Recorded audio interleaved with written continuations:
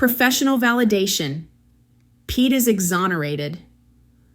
On August 20th, 2021, Pete and his wife met with Debbie Linhart, LLC, a forensic child psychologist, to continue their thorough and professional response to the allegations. Seeking clarification to ensure the process adhered to professional guidelines, Pete's wife asked Denise Boggs if she could be present during the interview or if Debbie wanted to interview Pete alone. Denise consulted with Debbie, who confirmed she wanted to interview both Pete and his wife together. With this decision made, Denise, Debbie, Pete, and his wife all met, where Debbie conducted a comprehensive and in-depth interview. During the session, Debbie asked a series of detailed questions, which both Pete and his wife answered thoroughly and candidly, demonstrating their full cooperation and commitment to addressing this matter professionally.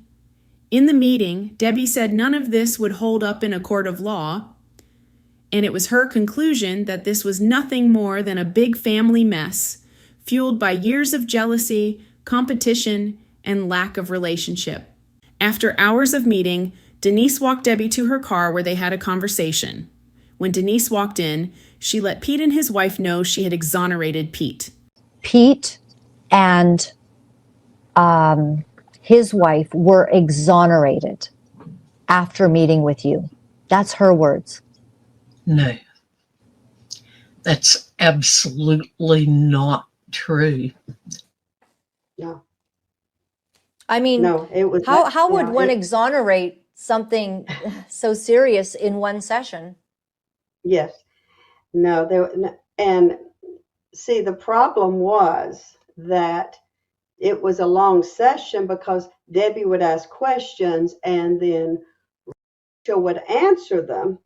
And so Debbie kept trying to have questions that Pete would engage in, but that didn't happen. And so that was the conversation when we went to the car. She said, I wasn't even able to do a thorough investigation, assessment. She said, because he didn't really answer one question himself. She answered them all. So she said, I can't do anything. I couldn't exonerate anybody if I wanted to. But I certainly didn't say that to them or to anyone. So, no, that was not the case. Okay. It was also reported by Rachel on her podcast that, it was a very grueling experience, basically. And Miss Denise Boggs expressed this as well in confirmation, that Pete had said there was no way he was going to go through those kind of grueling questions again, and he wouldn't do it. Did you feel that the questions that are asked in a session like this are grueling? I never really had an opportunity to ask any grueling questions. I barely got past a normal greeting or introduction and simply ask one or two things. And after that, it pretty much was out of my hands.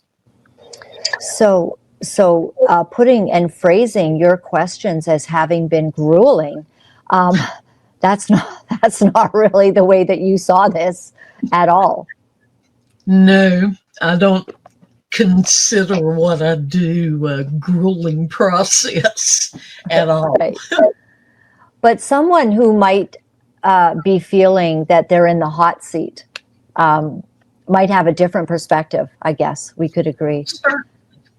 Yeah, for them, they may have felt it was grueling to just simply be asking some very pointed questions about what was going on, because it had been your understanding at the meetings that Pete had been in the room.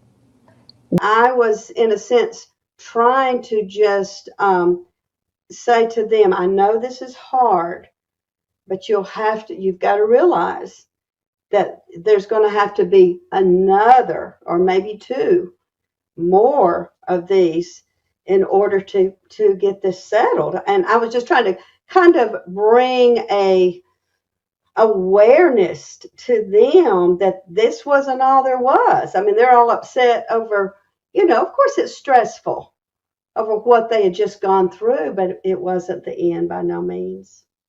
Debbie, when the conclusion of your meeting had taken place, and we won't discuss anything that was said or not said, but when that meeting was done, did you feel that in order to do a thorough forensic investigation, had you even come close to being able to determine anything, or did you want more meetings or ask for more meetings? I spoke with Denise after I spoke with both of the couples, and honestly, I felt there was a lot more to be done.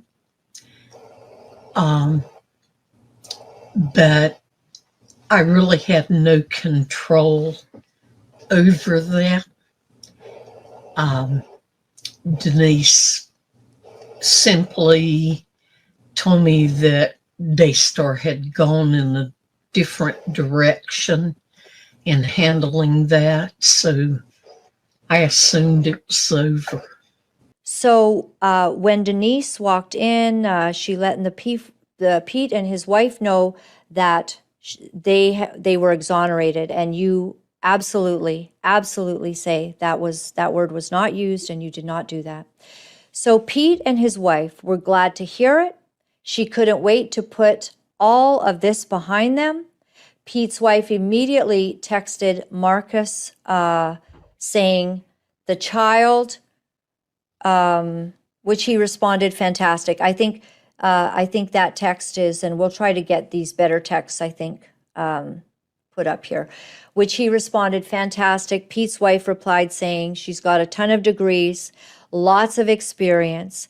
Marcus responded, excellent. I know that is such a relief for both of you to have that kind of validation. To which Pete's wife replies saying, so now we have done literally everything everyone has asked. It's a relief. But we were both confident in the outcome because there is nothing to hide. Then Marcus replied saying, I agree. Just don't contact the other four about it, as of course Denise needs to be your defender. References about it on social media. Marcus knew in order for the family to accept these findings, they could only be communicated by Denise and not anyone else. And then she goes and texts Marcus. I had no idea she'd text Marcus. I had no idea that she had text. And even when they were ready to leave, I stood there with both of them and I said, now, you know, nothing was settled here. Nothing. So I even said it again. So I had no idea that the text had been sent, actually, until I read this. Correct me if I'm wrong, but when you were here last, you told me that 3 times, I believe, Pete kept coming to you to say, can you clear me? Why would Pete keep asking you that if he'd been exonerated? Yeah, I know. That's right. I know. He wasn't exonerated. So that's why he would ask me again and again. And I kept saying, Pete, I can't. You have to come back and you have to meet with Miss Debbie Linhart because she's the licensed professional counselor. I'm not. And you know, and he even said, well, if you put it on a professional letterhead, it'll count, won't it? I said, no, I can't. No, that won't work.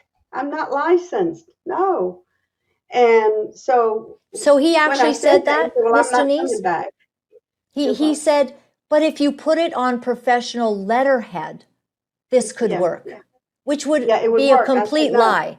He was asking Yeah, you I said, to no, I can't participate do in a that. deception, would you say? Right, right. And I know. I That know. would just be And my thoughts. so then I was going to say one more thing, and I just dropped it. But I told him I couldn't do that. Oh, and so I said, you will have to come back. And he said, no, that was grueling. And I'm not going back into that another grueling session like that. So, and He yeah, used that word, didn't he? He said, I am not going to go through those yeah, grueling questions again. yeah, yeah. And did you ever get a call back from Pete or his wife asking or requesting another meeting? No, I did not. Mm-hmm. All of the communication that I had really went through Denise, since she was the one that had been working with the family.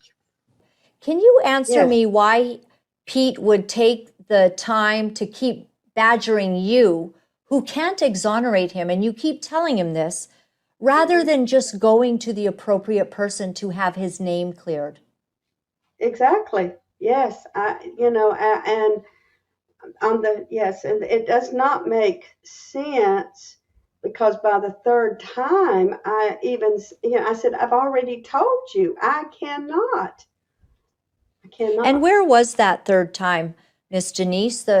Probably the final time. Where were you at a location? Yeah, the final time, it was after the funeral.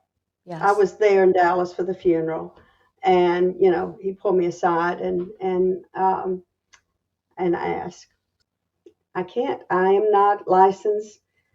I've already told you, the only way for this to be exonerated would be for you to meet back with Miss Debbie Linhart, because she is the first one, the only one that has begun this questioning, and it would just have to be continued. Rachel Lamb kept pushing to get Pete exonerated, even when it was clear that the process wasn't thorough enough to determine anything concrete. Pete, on the other hand, wasn't exactly helping his case. Instead of going through the proper channels and facing the necessary steps, he tried to cut corners. Imagine asking someone to put an official letterhead on a false statement to clear your name. That's shady at best and illegal at worst. Now, Debbie Linhart and Denise Boggs, the professionals in this situation, were no fools. They knew they couldn't just rubber stamp an exoneration without proper investigation. Debbie even mentioned she didn't get a real chance to do her job properly because Pete barely answered any questions. His wife did all the talking. How can anyone clear their name if they're not even willing to participate? Then there's the issue with Marcus Lamb. When Rachel Lamb falsely texted him claiming that Pete had been exonerated, Marcus didn't bother verifying the facts with Debbie or Denise. Instead, he celebrated the so-called validation and called off the investigation. Marcus should have known better. When dealing with something this serious, you don't take secondhand reports as gospel. He should have reached out to the professionals for confirmation, but it seems like Marcus was in a rush to sweep this under the rug. And let's be honest, this isn't new behavior for Daystar. They have a history of handling issues quietly, using spiritual authority or Bible verses to shut people down and avoid accountability. It's a pattern of deflecting instead of addressing the root of the problem. Now that we know, straight from Debbie and Denise, that Pete was never exonerated, the question is, will Daystar reopen this investigation? If history tells us anything, the answer is probably no, unless there's serious external pressure. This is where accountability matters. When organizations avoid dealing with the hard truths, it creates a culture where wrongdoings are ignored and victims are silenced. It's disheartening to see something like this unfold within what's supposed to be a Christian organization like Daystar TV. When you think about the platform they have, one that reaches millions of people teaching about faith, integrity, and living a Christ-centered life, you'd expect them to lead by example, especially in situations like this. But instead, what do we see? A clear pattern of avoidance, deflection, and frankly, hypocrisy. An organization that preaches accountability before God and others shouldn't be so quick to brush serious matters under the carpet. Instead of addressing the allegations with transparency and a genuine desire for truth, they've opted for damage control, using their spiritual authority as a shield. This behavior not only undermines the credibility of Daystar as a Christian institution, but also casts a shadow on the faith they claim to represent. How can they expect people to take their message seriously when their actions contradict the very principles they preach?